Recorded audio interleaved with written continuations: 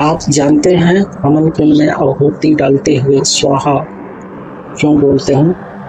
आहुति डालते समय स्वाहा क्यों बोलते हैं? कहा जाता है कि अगर ये एक शब्द ना बोले जाए तो साक्षात त्रिदेव भी उसे आहुति को स्वीकार नहीं कर पाते। आखिर कौन है देवी स्वाहा, जिनके बिना पूरा स्वर्ग भूख से तड़पने लगा था?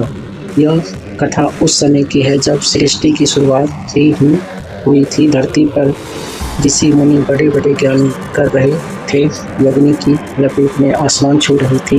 मंत्रों की गूंज चारों दिशाओं में फैल रही थी और घी, अनाज, अग्नि आहुति अग्नि स्थापित की जा रही थी।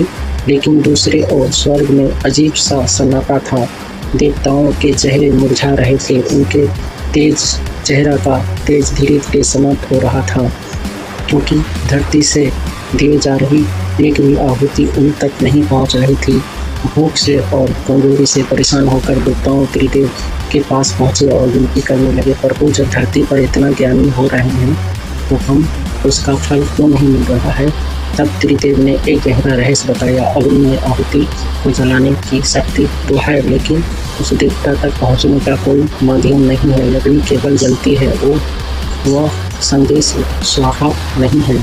यह सुनकर देवताओं और अधिक व्याकुल हो गया। अंत में उन्होंने परम शक्ति आराधना शुरू की। उनकी पुकार पूरा दुनिया में सच्चे लोक तक पहुंचे और उसे दिव्य ऊर्जा से एक तेज शिवानी करुणामयी देवी प्रकट हुई। देवी स्वाहा देवताओं की रक्षा के लिए देवी स्वाहा का विवाह अग्निदेव के साथ हुआ।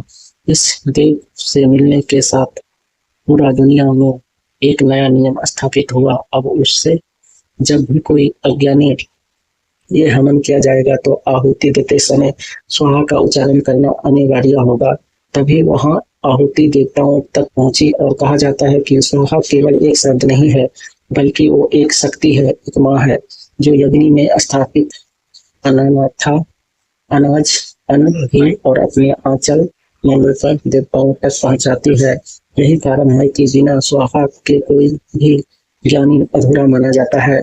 इस तरह से देवी स्वाहा ने देवताओं की भूख मिटाई और ज्ञानी का उन्नत दिया।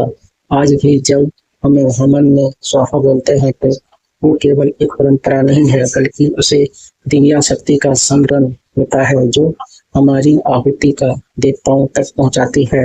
कैसा लगा ये जानकारी? अच्छा लगा हो तो लिखिए जय माता दी और कमेंट में